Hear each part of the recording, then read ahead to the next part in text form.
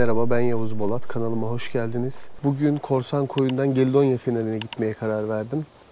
Aslında Gelidonya'ya gitme planım yoktu. Çok yol uzatmak istemiyordum ama gidebilirsem çok iyi olacak. Tahmini rota 3-5 kilometre arası, fakat bir kısmını bisikleti yanıma almadan gitmem gerekebilir. Gelidonya Feneri buranın en meşhur turistik noktalarından birisi. Gelidonya Feneri yolundayım. Buraya kadar zar zor geldim. Bisikletle çıkamazsın dediler ama sonuna kadar ben şansımı zorlayacağım. Şurada yanda bir alan vardı. Buradan geçirdim. Burası muhteşem bir yer. Gelidonya Feneri'ne yaklaşık 2 kilometre yolum kaldı. Burada Likya yolu yürüyüşçüleri çok fazla. 2 dakikada bir neredeyse bir tanesiyle karşılaşıyorum. Malzemeleri yerleştirmekle ilgili büyük sorunlarım var. Ayarlama yapmam lazım. Buraya bisikletle çıkamazsın demişlerdi normalde. Ama galiba çıktım. Gelidonya Feneri şu ileride solda. Manzara da bu şekilde. Gerçekten muhteşem. Deniz mükemmel görünüyor. Denizdeki kayalar. Bakalım siz de görebilecek misiniz? Yayında çıkacak mı? Kayıtlar nasıl olacak? Ben de çok merak ediyorum. Mükemmel manzara. Şimdi bu yoldan Fener'e doğru devam edeceğim.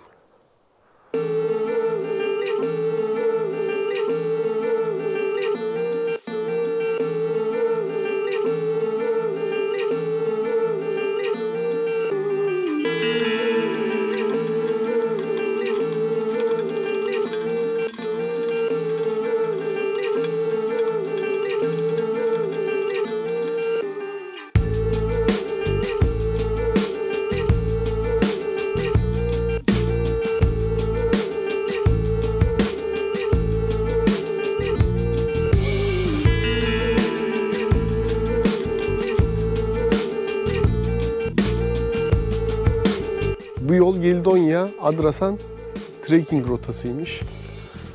Buradan geliyor. Geldiğim taraf Karaöz tarafı. Burası da Adrasan tarafı. Mesafe 15 kilometre. Buraya kadar geldim.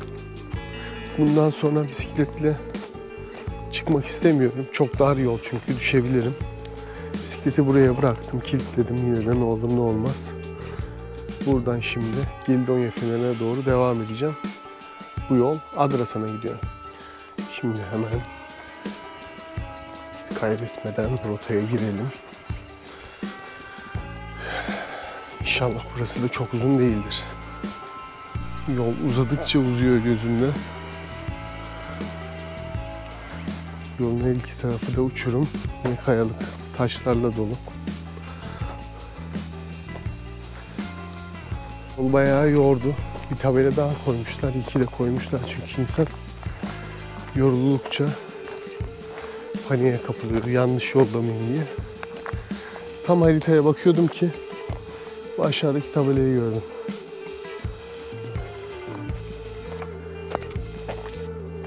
Gelidonya'nın yolu gerçekten çok fena. Bu yol 15-20 dakikadır bu şekilde devam ediyor ve tırmanışa devam. Arada bir yorgunluktan nefes alabilip bakabilirseniz manzara da bu şekilde.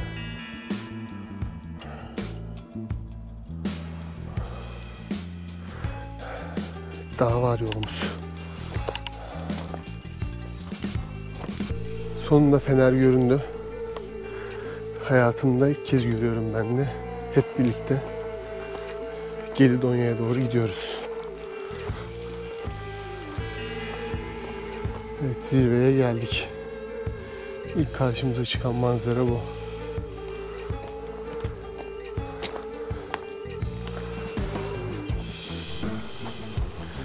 Evet, Fener'in çevresi bu şekilde. Çevrede Likya yolunu yürüyenler var. Burayı kamp yeri olarak da kullanıyor olabilirler. Yüksek ihtimal. Bir tarihten itibaren burası bir aile tarafından işletilmeye başlanmış. 1950'lerden itibaren gibi bir şey yazıyordu. Şimdisi zaten teknoloji gelişti. Daha iyi sistemler var.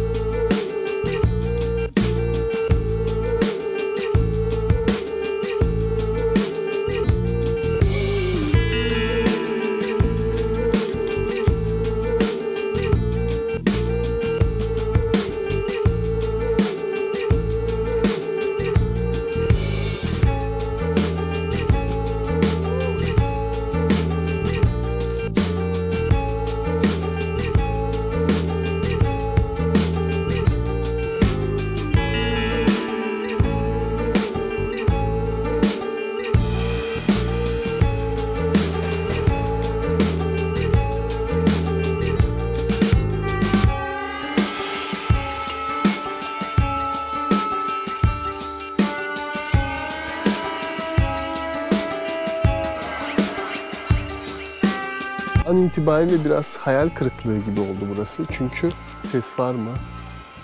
Ses var, evet. Çünkü fenerin çevresinde bir manzara yok. Fenerin üstüne de çıkılmıyor. Etraf çok iyi değil. En iyi manzara olan yer burası. Likya yolunu yürüyen arkadaşlar var burada. Onlar da dinleniyorlar, moladalar. Bu yol bu şekilde Karaöz'den geliyor. Soldan Adrasan'a doğru devam ediyor. Eğer Geldonya'ya ben gelmedim diye yanıp tutuşuyorsanız, çok üzülüyorsanız ben sizin yerinize geldim. İşte bu şekilde Geldonya. En iyi manzarası da bu. Buranın yapılma amacı bu burnu. Kırlangıçburnu da deniyormuş bu arada buraya. Geçen gemilerin güvenliğini sağlamak. Burada ilerideki adalar ve burunla birlikte demek ki burada bir trafikte sıkışıklık oluyor. Buradaki sıkışıklığı ve deniz kazalarını önlemek için bu fener yapılmış. Bisikleti bıraktığım yerden yaklaşık 20 dakika yürüyerek, 20-25 dakika tempolu bir şekilde yürüyerek gelebildim buraya. Eylül sıcağında böyleyse Ağustos'u düşünemiyorum. Buraya Likya yolunu yürüyenler ve bölgedeki doğa yürüyüşü, trekking sevenler çok geliyor. Eğer gelemiyorsanız hiç üzülmenize gerek yok. Ben sizin için gelip çektim. Kanala abone olmayı, videoları beğenmeyi unutmayın. Kendinize iyi bakın. Okay, thank you.